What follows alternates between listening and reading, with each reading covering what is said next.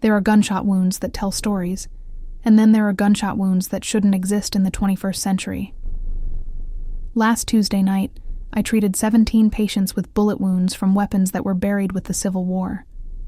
The problem wasn't just that these weapons don't exist anymore. The problem was that my patients were still fighting a battle that ended in 1865. My name is Rebecca Hayes.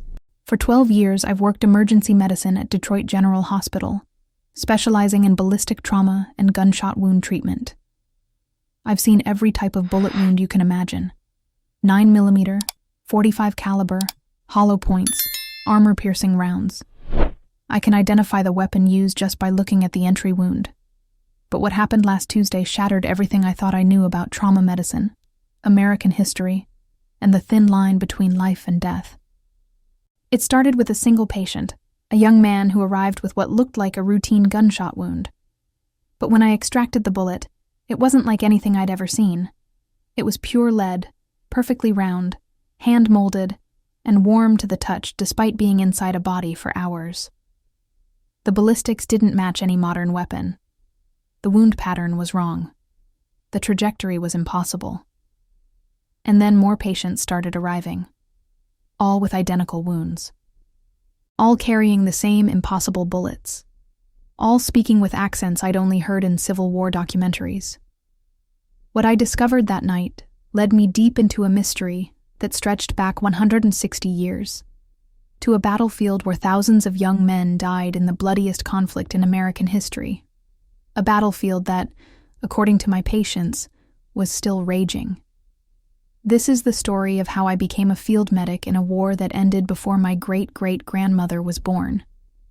How I learned that some battles never end, they just find new places to continue fighting, and how I discovered that sometimes the only way to heal the wounded is to help them understand that the war they're dying for is already over.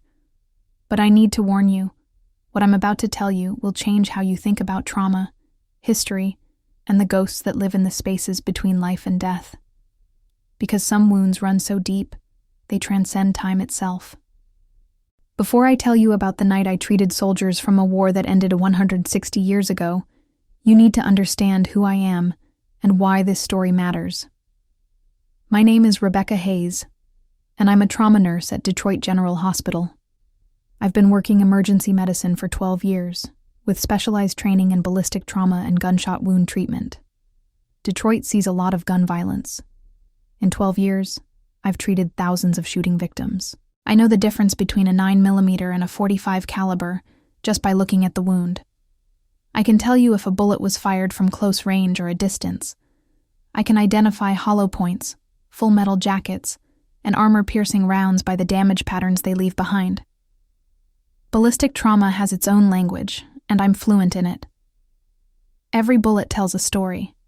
The weapon it came from, the distance it traveled, the angle of impact, the path it took through the body. I've seen gang shootings, domestic violence, accidental discharges, and suicide attempts. I've extracted bullets from every part of the human body. I've saved lives and watched people die from gunshot wounds of every conceivable type. That's why what happened on Tuesday night, October 15th, was so disturbing. It was around 11 p.m. when the first patient arrived.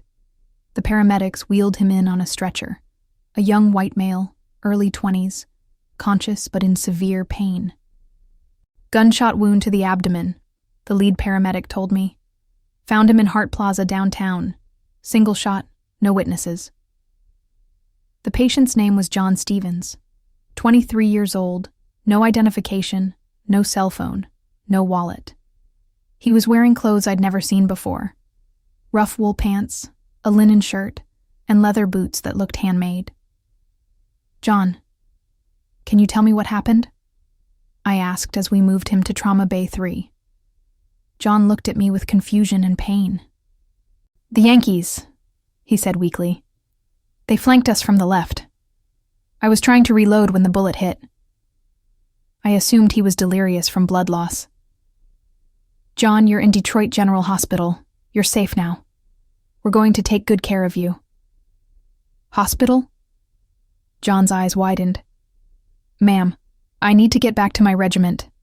Colonel Chamberlain is counting on us to hold the line. Dr. Martinez, our attending physician, joined me at John's bedside. Let's get him prepped for surgery, Dr. Martinez said. We need to find that bullet and assess internal damage. As we prepared John for the operating room, I noticed something strange about his wound. The entry point was larger than I expected for a typical handgun, but smaller than a rifle round. The wound edges were unusual, more torn than punctured, as if the bullet had been traveling slowly when it hit. Dr. Martinez, have you seen an entry wound like this before? Dr. Martinez examined the wound more carefully. It's unusual. The bullet must have been fired from a significant distance, or it's from a very low-velocity weapon. In surgery, Dr. Martinez located the bullet lodged against John's spine. When he extracted it, we both stared at it in confusion. The bullet was unlike anything I'd ever seen. It was perfectly round, about 3/4 of an inch in diameter, made of pure lead. It had no copper jacket, no modern manufacturing marks. It looked like it had been hand-molded. Rebecca, what kind of weapon fires a bullet like this? Dr. Martinez asked. I had no idea. In 12 years of trauma medicine, I'd never seen anything like it. I'll research it, I told him. Maybe it's from some kind of antique weapon or homemade gun. We stabilized John and moved him to recovery. His vital signs were good, and the surgery had been successful. But his behavior remained strange. Nurse Hayes, John called out when I checked on him post-surgery. Have you heard any word from General Lee? We've been holding this position for hours, but the Union artillery is getting closer. John, you're in Detroit, Michigan. It's 2024. There's no battle happening. John stared at me like I was speaking a foreign language. Ma'am, with all due respect, it's July 3rd, 1863. And if we don't hold this ridge, the entire Confederate line will collapse. I assumed the anesthesia was causing confusion and left him to rest. But 20 minutes later, the second patient arrived. Thomas Wilson, 19 years old, also with a gunshot wound to the leg. Same type of clothing, wool, linen, handmade leather. Same type of bullet, round, lead, hand-molded, and the same impossible story. The rebels came over the hill like a gray wave, Thomas told me as I cleaned his wound. I got off 3 shots with my Springfield before they got me. Thomas, what's a Springfield? My musket, ma'am, model 1861. Best rifle the Union Army ever made. By midnight, we had treated 5 patients, all young men between 18 and 25, all with identical bullet wounds, all carrying the same impossible ammunition, all claiming to be soldiers in the American Civil War. Dr. Martinez pulled me aside around 12:30 a.m. Rebecca, what's going on here? 5 patients, all with the same bizarre bullet wounds, all claiming to be Civil War soldiers. Is this some kind of reenactment gone wrong? I don't think so, Dr. Martinez. Their injuries are real. Their pain is real. And those bullets, I've never seen anything like them. Well, find out what kind of weapon fires bullets like that. Because if there's someone out there with an antique gun shooting people, we need to alert the police. I spent my break researching the bullets we'd extracted. What I found made my blood run cold. The bullets were identical to musket balls used in the American Civil War. Specifically, they matched the ammunition used by Springfield Model 1861 rifles and British-made Enfield muskets, the primary weapons used by Union and Confederate forces during the war. But those weapons hadn't been manufactured since the 1860s. The last Civil War veteran had died in 1956. No one had fired a musket ball in actual combat for over 160 years. So how were we extracting Civil War ammunition from gunshot victims in modern Detroit? And why did every patient insist they were fighting in battles that had ended before my great-great-grandmother was born? As I returned to the trauma bay, I saw the 6th patient being wheeled in. Another young man, another impossible wound, another round lead bullet. But this time, there was something different. This patient was wearing a gray wool uniform with brass buttons, and even unconscious, he was clutching a Confederate battle flag.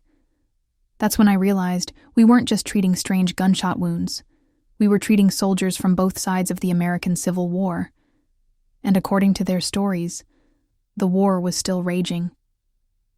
The patient in the Confederate uniform changed everything I thought I understood about what was happening in my trauma bay.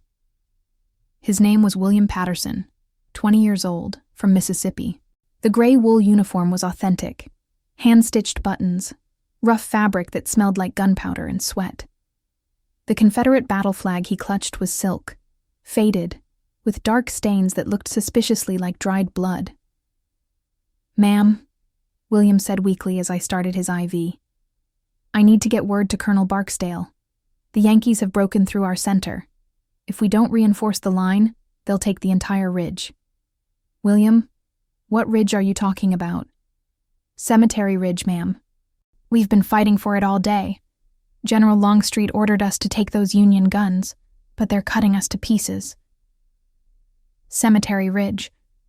I'd heard that name before, but I couldn't place it. William's bullet wound was identical to the others, a round lead musket ball lodged in his shoulder. But his story was different.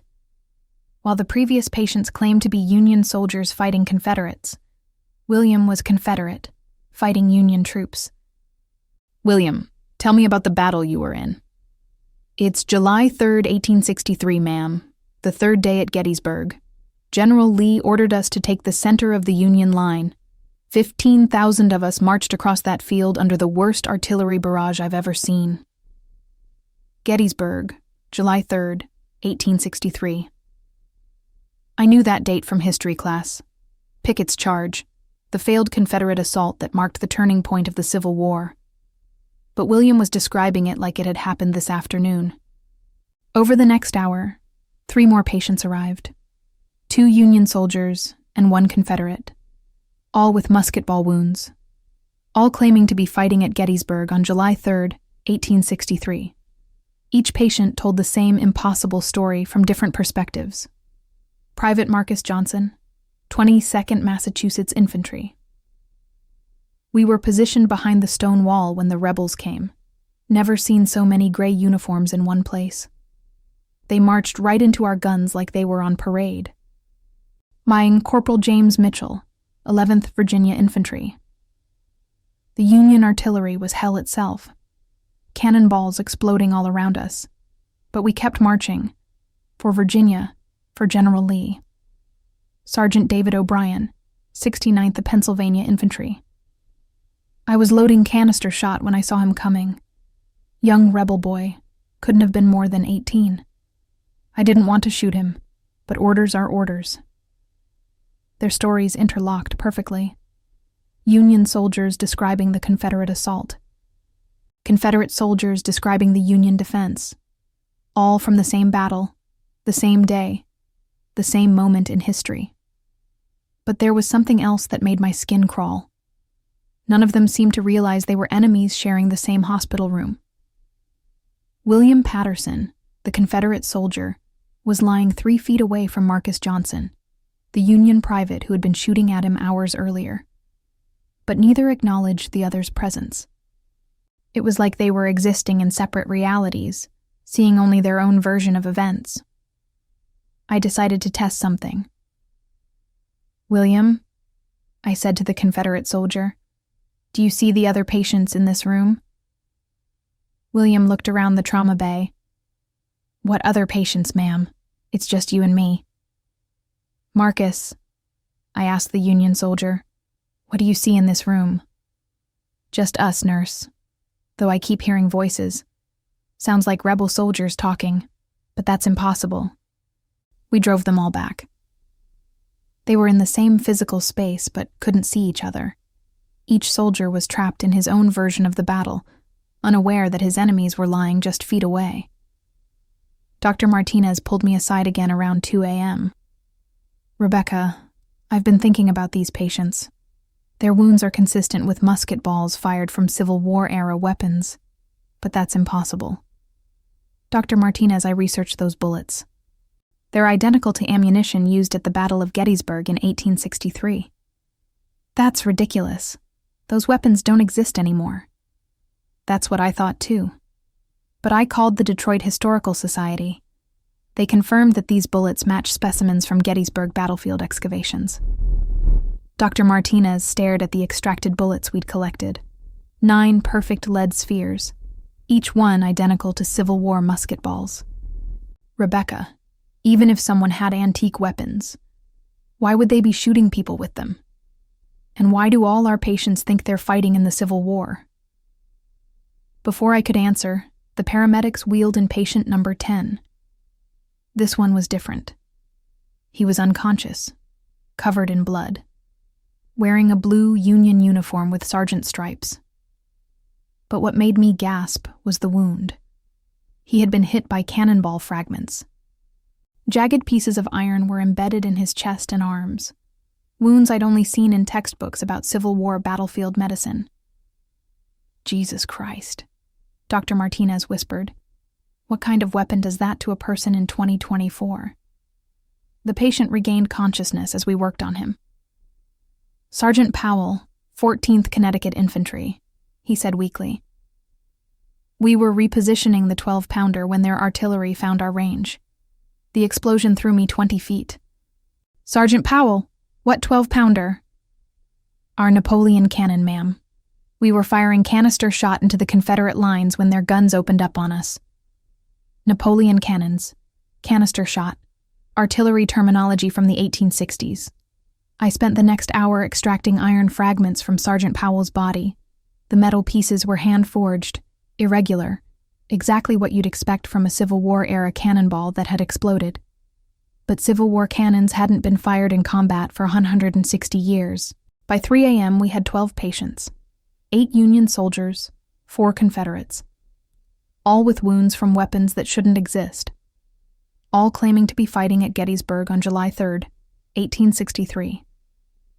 And then I noticed something that made everything even stranger. The patients were starting to fade, not physically disappearing, but becoming translucent. Their skin was losing color, becoming pale and gray.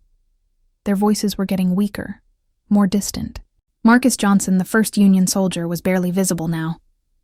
I could see through him to the wall behind his bed. Marcus, how are you feeling? Tired, ma'am. So tired. The battle's been going on for hours. I don't think I can hold my position much longer.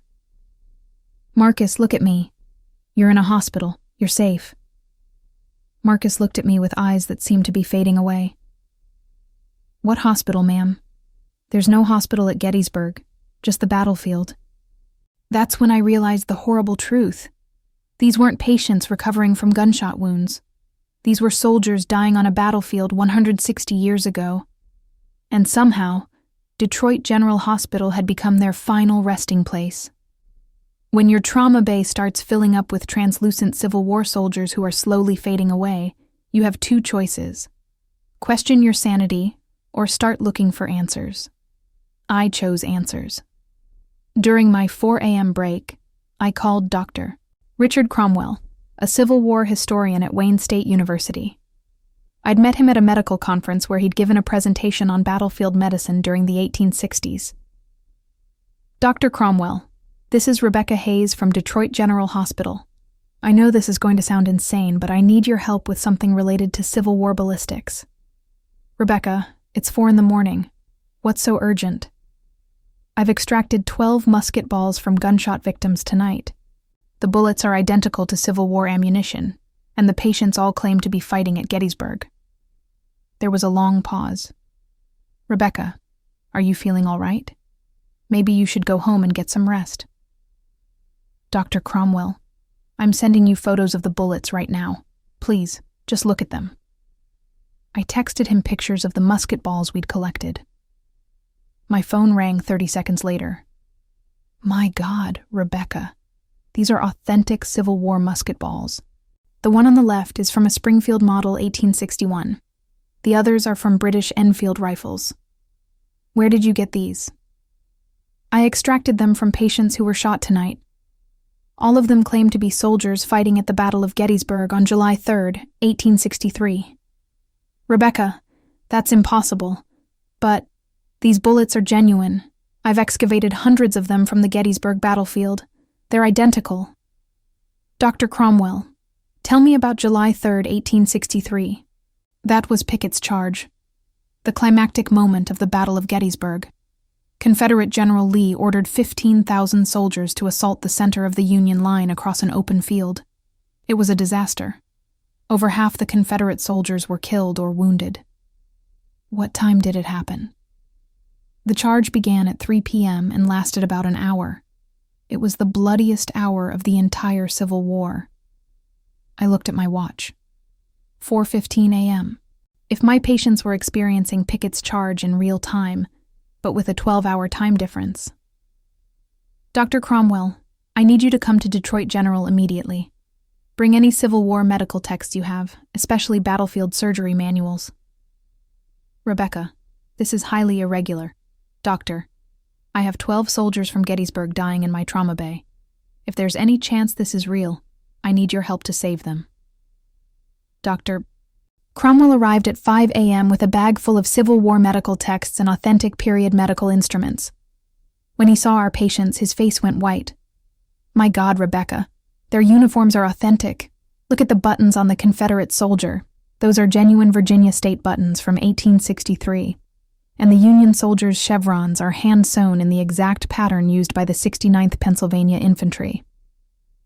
Dr. Cromwell, how is this possible? I don't know. But I've studied Civil War medicine for 30 years, and these wounds are exactly what I'd expect to see from a Gettysburg field hospital. Dr. Cromwell examined each patient, documenting their uniforms, equipment, and wounds. Every detail matched historical records from July 3rd, 1863. Rebecca, this Union soldier has a wound consistent with a .577 caliber Enfield bullet fired from 200 yards. This Confederate has canister shot fragments in his leg, exactly what you'd see from a 12-pounder Napoleon cannon firing at close range. But Dr. Cromwell, they're fading. Look at them. The patients were becoming more translucent by the hour. I could barely see Private Johnson anymore. His voice was a whisper.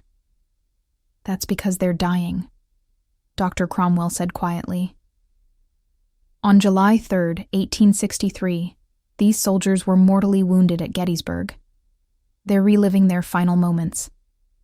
Then why are they here? Why Detroit General? Dr. Cromwell pulled out a thick historical text. Rebecca, I need to research something. Can you show me the exact location where these patients were found? I pulled up the incident reports.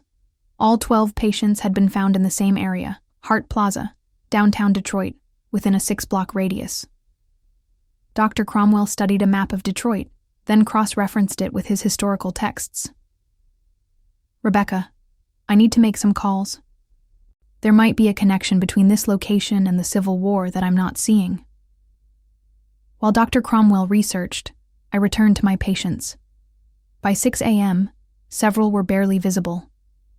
Sergeant Powell, the artillery soldier, was the most coherent. Ma'am, the battle's winding down. The rebels are retreating back across the field. We held the line. Sergeant, you're badly wounded. You need to rest. I know I'm dying, ma'am. Felt it since the cannonball hit me. But we stopped them. Lee's charge failed. The Union will hold. Sergeant, what year is it? 1863, ma'am, July 3rd, the day we saved the Republic. Dr. Cromwell returned with a discovery that changed everything. Rebecca, I found the connection. In 1863, Detroit was a major supply depot for the Union Army. Thousands of wounded soldiers from Gettysburg were transported here for medical treatment. What do you mean? After major battles, seriously wounded soldiers were loaded onto trains and sent to cities with large hospitals.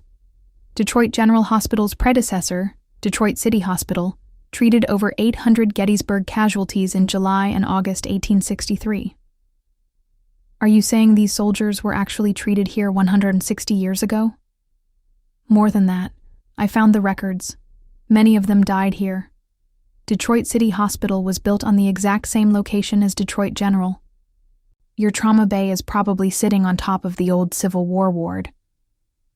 The implications hit me like a physical blow. Dr. Cromwell, are you telling me that my patients are the ghosts of soldiers who died in this hospital during the Civil War? I think they're reliving their final moments.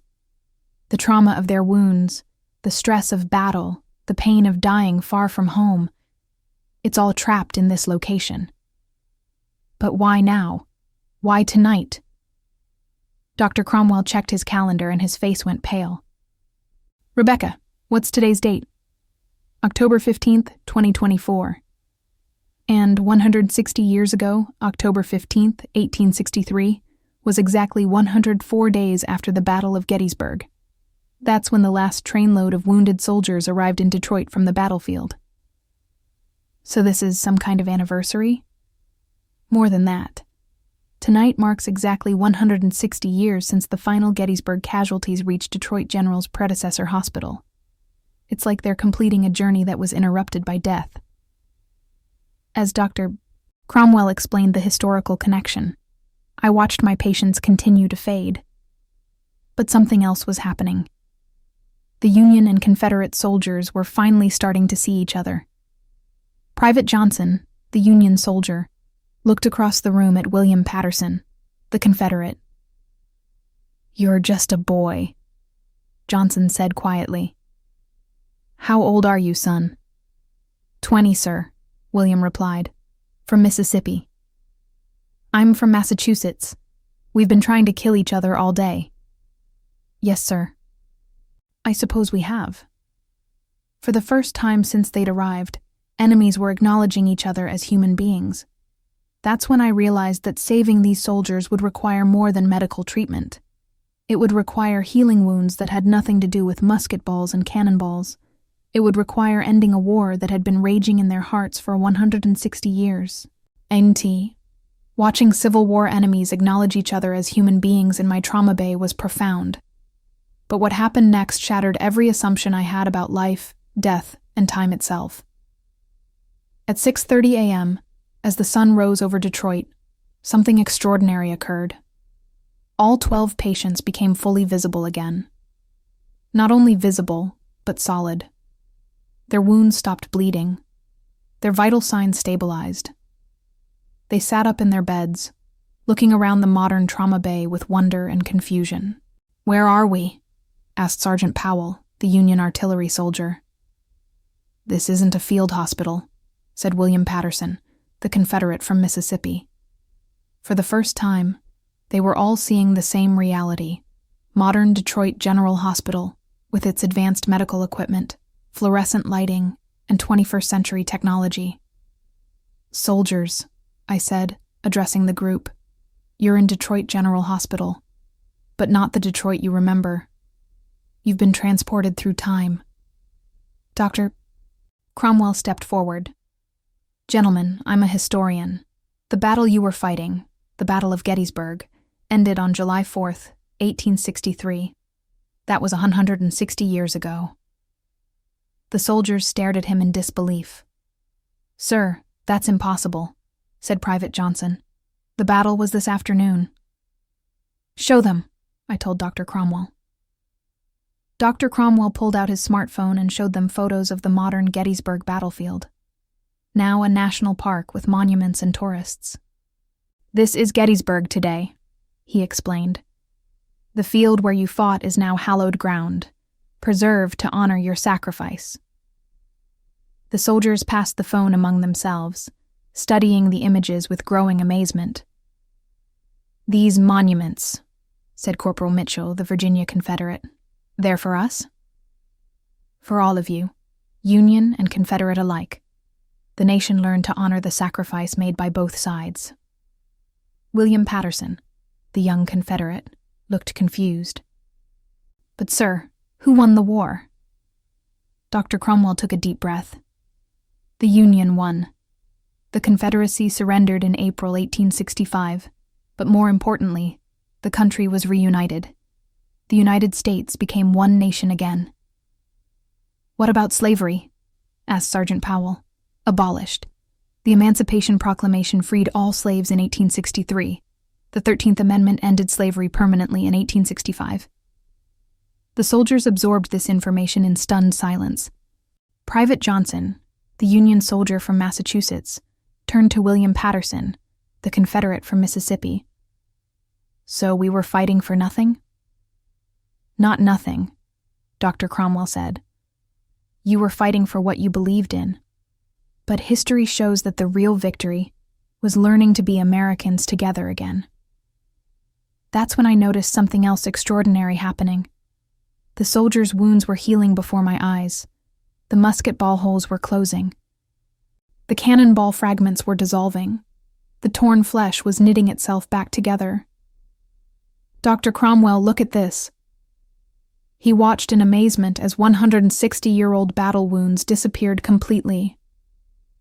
Rebecca, I think they're healing because they're finally understanding that the war is over.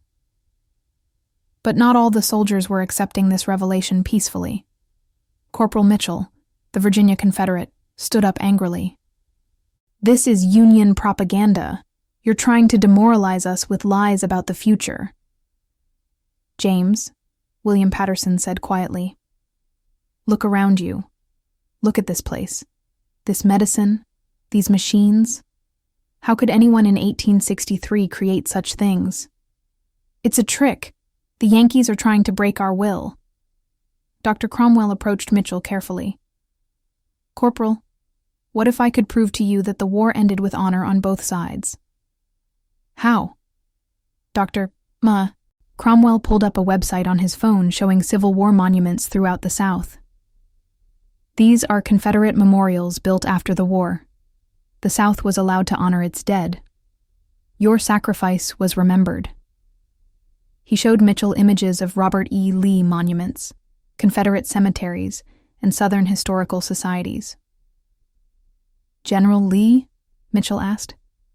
What happened to General Lee? He surrendered with honor at Appomattox Courthouse on April 9, 1865. He spent his remaining years working for reconciliation between North and South. Mitchell studied the images, his anger slowly fading into sadness. And our boys? The ones who died at Gettysburg? Honored. There's a Confederate monument at Gettysburg, right where you made your charge. It commemorates the courage of Southern soldiers. Dr. Cromwell showed him the Virginia monument at Gettysburg, a towering tribute to Confederate valor. Mitchell sat down heavily, tears in his eyes. So many good men died for nothing. Not for nothing, said Private Johnson, the Union soldier. For something bigger than any of us understood at the time. That's when the most remarkable thing happened. Private Johnson, the Massachusetts Union soldier, walked over to Corporal Mitchell, the Virginia Confederate, and extended his hand. James, we've been enemies long enough. The war's over. It's time to go home. Mitchell looked at the offered hand, then at Johnson's face. Marcus, isn't it? I remember seeing you behind that stone wall during the charge. I remember you too. You were brave, coming across that field under our guns. Mitchell shook Johnson's hand. You fought well, Marcus. I'm glad we both made it through. One by one, the other soldiers began to reconcile. Union and Confederate, enemies for 160 years, finally making peace. But as they reconciled, they began to fade again. Not from injury or death this time, but from resolution. Their unfinished business was being completed. Nurse Hayes, said Sergeant Powell, his voice growing distant. Thank you for taking care of us. Sergeant, where are you going? Home, I think. We've been fighting for so long. We forgot what we were fighting for. Now we remember. William Patterson, the young Confederate from Mississippi, looked at me with gratitude. Ma'am, I want you to know, we weren't bad men. We were just scared boys who believed in something. I know, William. You were all heroes. As the soldiers continued to fade, Dr. Cromwell pulled out a Civil War medical manual. Rebecca, according to this, wounded soldiers who died far from home were often restless spirits. They couldn't find peace until they completed their journey. What journey? Home. These soldiers died in Detroit, hundreds of miles from their families. They've been trapped here for 160 years, reliving their wounds, unable to rest.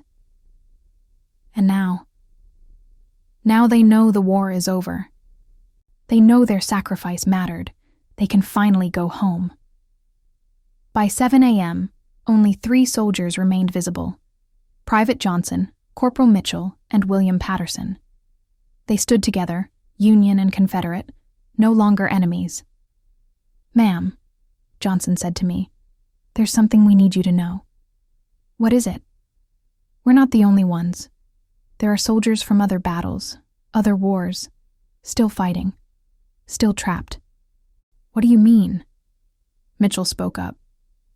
"In this hospital, in other hospitals, in places where men died far from home. They're still there, still suffering, still fighting wars that ended long ago."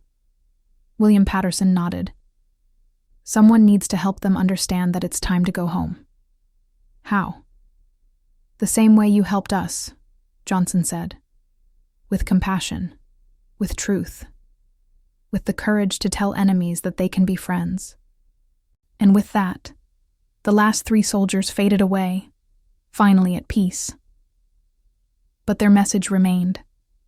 Somewhere in the spaces between life and death, other warriors were still fighting battles that had ended generations ago. And maybe, just maybe, they were waiting for someone like me to help them find their way home.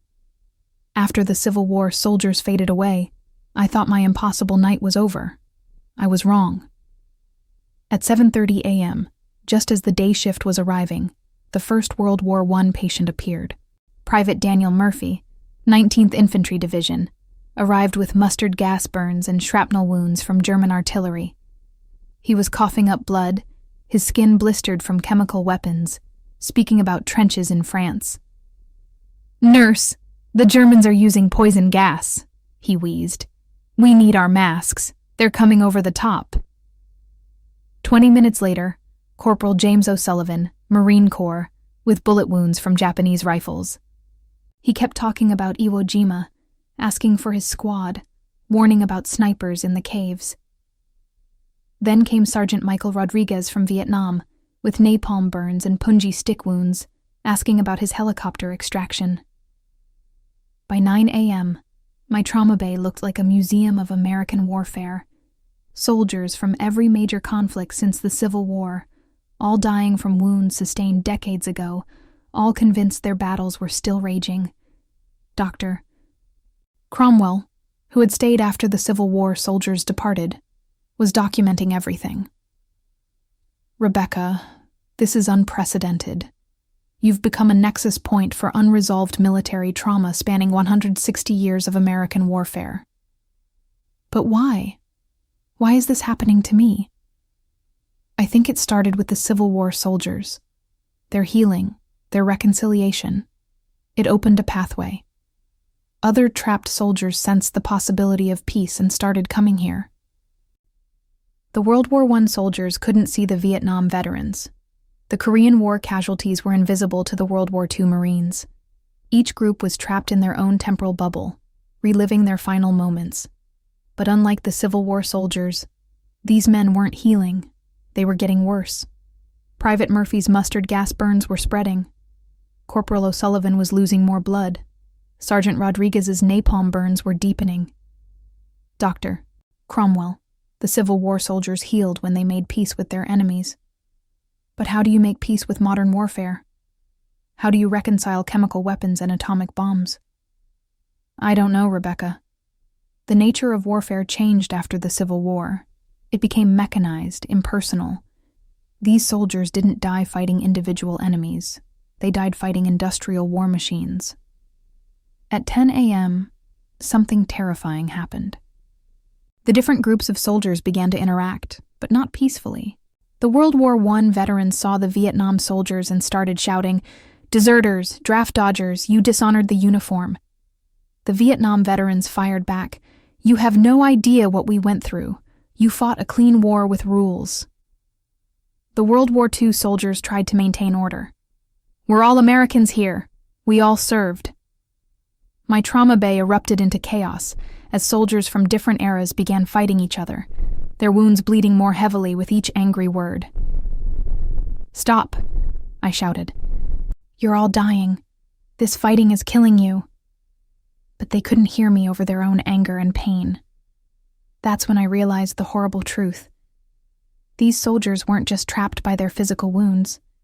They were trapped by the trauma of being forgotten, misunderstood, and judged by civilians who had never experienced war.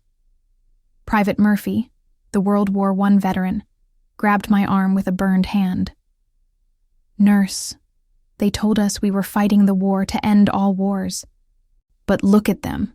More wars, bigger wars, worse wars. What did we die for?" Sergeant Rodriguez, the Vietnam veteran, was crying blood from his napalm burns. "They spit on us when we came home, called us baby killers. We were just kids doing what our country asked us to do." Corporal O'Sullivan, the World War II Marine, was fading faster now. We saved the world from fascism, but then there was Korea, Vietnam, Iraq, Afghanistan. The fighting never ended. I looked around my trauma bay at dozens of soldiers from across American history, all dying from wounds that couldn't heal because their sacrifices had been forgotten, misunderstood, or overshadowed by subsequent conflicts.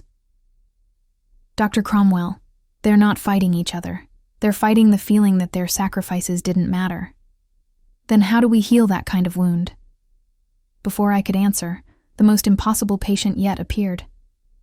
A young woman in modern Army combat uniform, with IED blast injuries and burns from roadside bombs.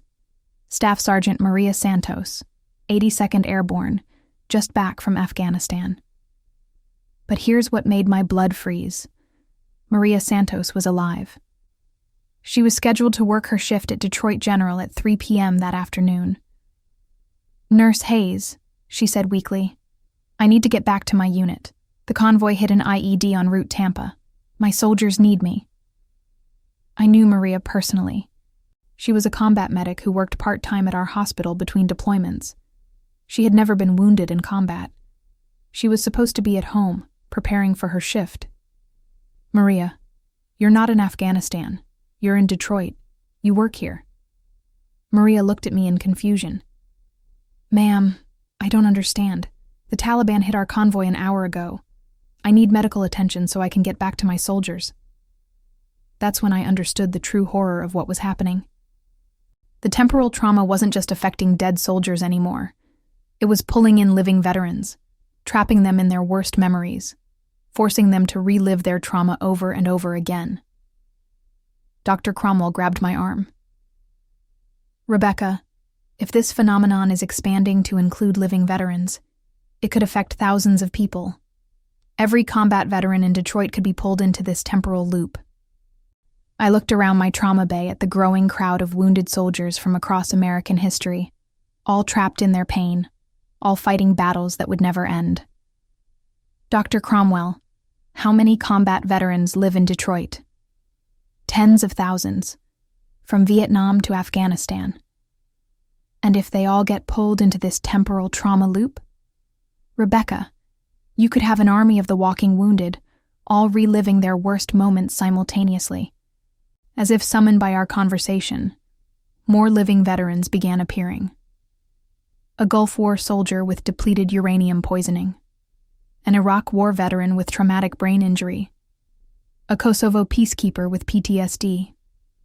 All living people I knew from the community, all trapped in temporal loops of their combat trauma.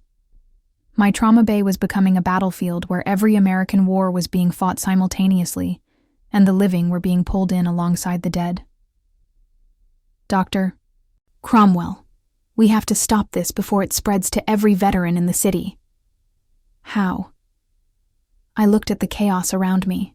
Soldiers from different wars, different eras, all suffering from wounds that went deeper than flesh and bone. "The same way we helped the Civil War soldiers. We helped them understand that their sacrifices mattered, that they're not forgotten, that they can finally come home." "But Rebecca, How do you heal 160 years of military trauma? I didn't know, but I was about to find out. Standing in the middle of a trauma bay filled with soldiers from every American war, watching living veterans get pulled into temporal loops alongside the dead, I realized I had to do something that no medical training had prepared me for. I had to heal the soul of American warfare itself. "Everyone, listen to me," I shouted over the chaos. The fighting continued. World War I veterans arguing with Vietnam soldiers, Korean War casualties bleeding out while Iraq War veterans tried to treat them with modern first aid. "Stop!" I screamed with every ounce of authority I possessed. The trauma bay fell silent. Dozens of wounded soldiers from across 160 years of American military history turned to look at me. "You're all dying," I said quietly. "Every single one of you. And you're dying because you think your sacrifices don't matter." I'm Private Murphy, the World War I veteran with mustard gas burns, spoke first. "They don't matter, nurse. We were told we were ending war forever. Look around. War never ended." "You're wrong," I said firmly. "Your sacrifice in World War I prevented Germany from conquering Europe in 1918. Because you held the line, democracy survived." Sergeant Rodriguez, the Vietnam veteran, laughed bitterly. "Democracy? They called us killers. They spit on us at airports. Miguel, you served in an impossible situation with honor. You saved your fellow soldiers' lives. The fact that politicians failed doesn't diminish your courage." Corporal O'Sullivan, the World War II Marine, was fading fast. "But there were more wars after us. Korea, Vietnam, Iraq. James, World War II veterans saved the world from fascism. Without Iwo Jima, without D-Day, without your sacrifice, Hitler would have won. Every free person on Earth owes their liberty to soldiers like you." I moved through the trauma bay, addressing each group of soldiers directly. "Korean War veterans, you stopped communist expansion into South Korea. 60 million South Koreans live in freedom because of your sacrifice. Vietnam veterans, you served when your country called in an unpopular war, facing an impossible enemy. Your courage under those conditions was extraordinary. Gulf War veterans, you liberated Kuwait and showed the world that aggression wouldn't be tolerated. Iraq and Afghanistan veterans, you hunted down the terrorists who attacked our homeland. You kept Americans safe for 20 years. But Staff Sergeant Maria Santos, the living veteran trapped in her Afghanistan trauma, shook her head. "Nurse Hayes, we lost Afghanistan. The Taliban took over after we left. 20 years of fighting for nothing. Maria, look at me. You're not in Afghanistan. You're in Detroit, Michigan. You're scheduled to work a shift at this hospital in 4 hours. That's impossible. I'm pinned down by Taliban fighters in Helmand Province." Dr. Cromwell whispered to me. "Rebecca, she's completely dissociated. The trauma has pulled her consciousness back to her worst combat experience." I knelt beside Maria's stretcher. "Staff Sergeant Santos, what's your primary mission as a combat medic?" "Save lives, ma'am. Treat the wounded no matter what." "And how many lives have you saved?" "In combat?" 17 soldiers, ma'am. And here at Detroit General." Maria looked confused. "Ma'am, I don't work at a hospital." "Maria, you've worked here for 3 years. You've saved hundreds of civilian lives using the medical skills you learned in the Army. Your military training didn't end when you came home. It evolved." For the first time, Maria's expression shifted slightly. "Hundreds of lives?" "Hundreds. Car accident victims, heart attack patients, overdoses, gunshot wounds. You use your combat medical training to save American civilians every day." Maria blinked, and for a moment, I saw recognition in her eyes. I remember. The cardiac arrest last month. The kid who overdosed on fentanyl. That's right. Your Afghanistan experience taught you to work under pressure, to save lives in impossible conditions. You bring that skill to Detroit General every day." As Maria began to reconnect with reality, something extraordinary happened to the other soldiers. They started listening. Private Murphy, the World War I veteran, said quietly, "Nurse, do you really think stopping the Germans mattered?" "Daniel, World War I veterans like you prevented the Kaiser from conquering Europe. If Germany had won in 1918, there would have been no democracy left to defend in World War II." Sergeant Rodriguez, the Vietnam veteran, was crying now. "But they hated us. They called us killers." "Miguel, that was politics, not truth. You served with honor in an impossible situation. And Miguel, you came home and became a teacher. You used your leadership skills from Vietnam to educate thousands of children. Your service didn't end with the war." One by one, I helped each soldier understand that their military service was part of a larger story that continued long after their wars ended. World War I veterans had prevented German conquest and preserved democracy. World War II veterans had defeated fascism and secured freedom for future generations. Korean War veterans had stopped communist expansion and protected South Korean independence. Vietnam veterans had served with courage in an unpopular war and came home to build families, careers, and communities. Modern veterans had kept America safe from terrorism and brought their skills home to serve their communities. But the most important revelation came when I addressed them all together. Every single one of you is connected. Private Murphy's service in World War I preserved the democracy that Corporal O'Sullivan defended in World War II. James's victory over fascism created the free world that Korean and Vietnam veterans protected from communism. Cold War veterans' vigilance prevented nuclear war, giving modern veterans the stable homeland they deployed from to fight terrorism. You're not separate wars fought by separate soldiers. You're one continuous story of American service, each generation building on the sacrifices of the previous generation. Private Murphy looked at Sergeant Rodriguez with new understanding.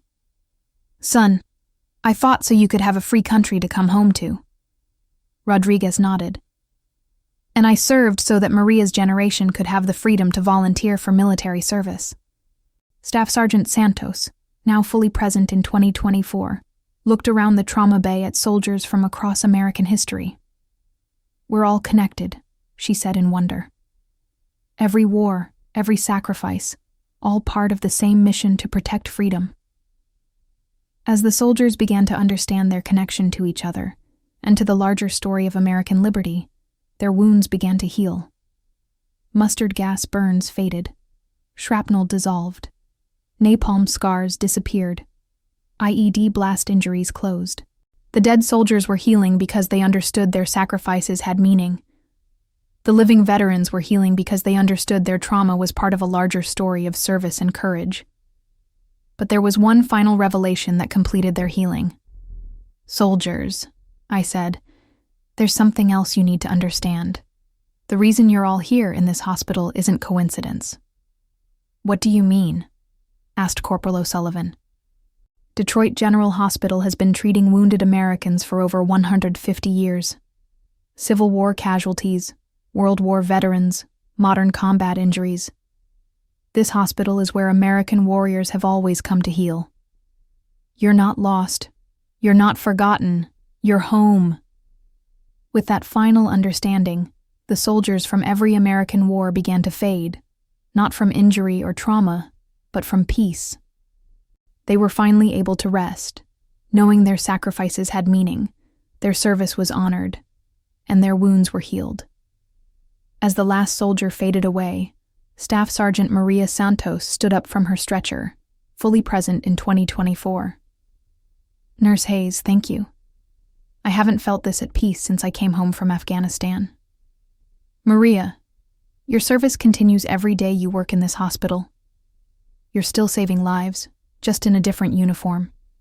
Maria smiled, the first genuine smile I'd seen from her in 3 years. I guess I never really left the Army. I just found a new way to serve. After the last soldier faded away and Maria Santos returned to her normal state of consciousness, I thought my impossible night was finally over. But the transformation that followed taught me that some experiences change you forever, Dr. Cromwell was documenting everything, his historian's mind struggling to process what we'd witnessed.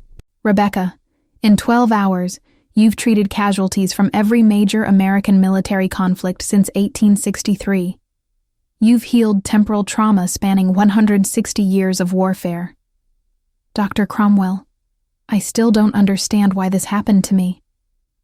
"Maybe because you were the right person at the right time. A trauma nurse with the compassion to see past the wounds to the human beings beneath. Someone who could treat soldiers not as enemies from opposing sides, but as Americans who all serve their country." As the morning shift took over the trauma bay, I found myself changed in ways I couldn't explain. I could sense things now. Veterans walking through our hospital. I could feel their unresolved trauma, their guilt, their sense of disconnection from civilian life. During my next shift, 2 days later, I encountered Robert Kim, a Vietnam veteran brought in for chest pain. Standard cardiac workup, nothing unusual, but when I took his vitals, I could sense something deeper. "Mr. Kim, have you been having trouble sleeping?" Robert looked surprised. "How did you know?" "Nightmares about Vietnam." Robert's eyes filled with tears. "Every night for 50 years. How could you possibly know that?" "Because I've learned to recognize the signs of unhealed trauma. Mr. Kim, your chest pain isn't just cardiac. It's your heart carrying the weight of memories you've never been able to process." I spent an hour with Robert, helping him understand that his service in Vietnam was part of a larger story of American courage, that his sacrifice had meaning, that he could finally let go of the guilt he'd carried for 5 decades. When Robert left the hospital, his chest pain was gone. But more importantly, the nightmares stopped.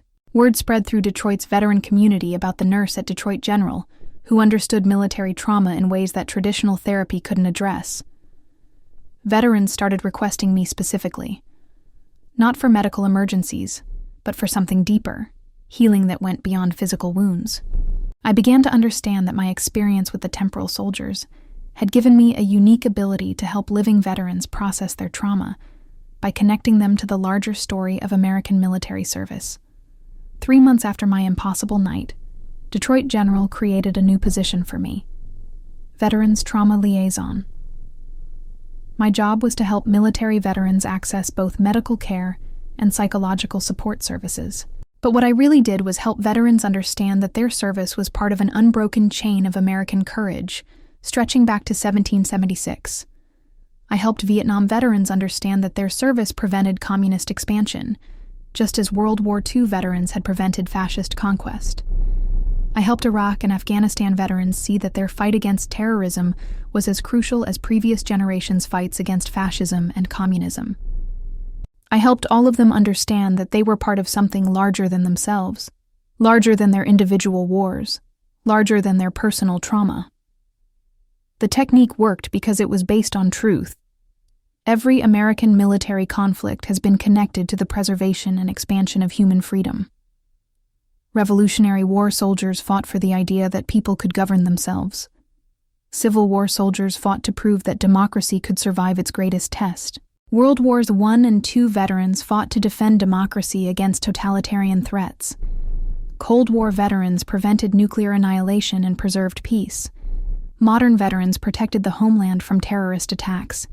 Each generation of American warriors built on the sacrifices of previous generations, creating an unbroken chain of service that protected freedom for over 2 centuries. When veterans understood their place in this larger story, their individual trauma began to heal. They stopped seeing themselves as victims of war and started seeing themselves as guardians of liberty. They stopped carrying guilt for surviving when others didn't and started carrying pride for their contribution to American freedom. They stopped feeling disconnected from civilian society and started feeling like honored protectors of that society. But the most profound change was in how they viewed their former enemies. Vietnam veterans stopped hating Vietnamese people and started seeing them as fellow victims of a complex geopolitical conflict. Iraq and Afghanistan veterans stopped demonizing Middle Eastern cultures and started understanding the difference between terrorists and innocent civilians. Even veterans from different American wars stopped judging each other and started recognizing their shared commitment to service. 6 months after my temporal experience, I received a letter that brought tears to my eyes. Dear Nurse Hayes, my name is Private Daniel Murphy. I don't expect you to remember me, but you treated me at Detroit General Hospital for mustard gas exposure during World War I. I know this sounds impossible, but I want you to know that your words helped me find peace after 106 years of carrying the trauma of war. I understand now that my service in France mattered, that stopping German conquest in 1918 preserved the democracy that future generations of American soldiers would defend. I'm at rest now, truly at rest, for the first time since 1918. But I'm writing to tell you that there are others like me. Other soldiers from other wars, still carrying trauma that hasn't healed. They're waiting for someone like you to help them understand that their sacrifices mattered. This is your calling now, Rebecca. Not just to heal the living, but to help the dead find peace. Thank you for teaching an old soldier that wars end, but honor is eternal. Respectfully, Private Daniel Murphy. 19th Infantry Division, American Expeditionary Forces. The letter disappeared after I read it, but the message remained clear. My experience treating temporal soldiers wasn't a one-time event. It was a calling. There were other warriors, from other times, still carrying wounds that transcended death itself, and somehow, I had been chosen to help them heal. Today, I still work at Detroit General Hospital. I still treat gunshot wounds and trauma cases. But I also do something else. I help heal the invisible wounds that soldiers carry, both living and dead. Because I learned that some injuries go deeper than flesh and bone. Some battles continue long after the shooting stops, and some soldiers need permission to stop fighting wars that ended generations ago. I learned that healing isn't just about closing wounds. It's about helping people understand that their pain served a purpose, their sacrifice had meaning, and their story is part of something larger than themselves. And I learned that sometimes the most important medical equipment isn't surgical instruments or advanced technology. Sometimes it's compassion, understanding, and the courage to tell warriors that they can finally come home. If you know a veteran, if you've served in the military, if you've ever wondered whether the sacrifices made by American soldiers actually mattered, I want you to know this. Every American war has been part of a larger story of protecting and expanding human freedom. Every soldier who served, regardless of the outcome of their particular conflict, contributed to that story. Every veteran who came home carrying invisible wounds is a guardian of liberty who deserves honor, respect, and healing. The wars end, but the honor is eternal.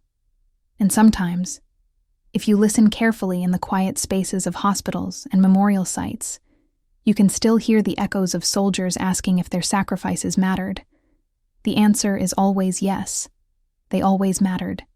They always will.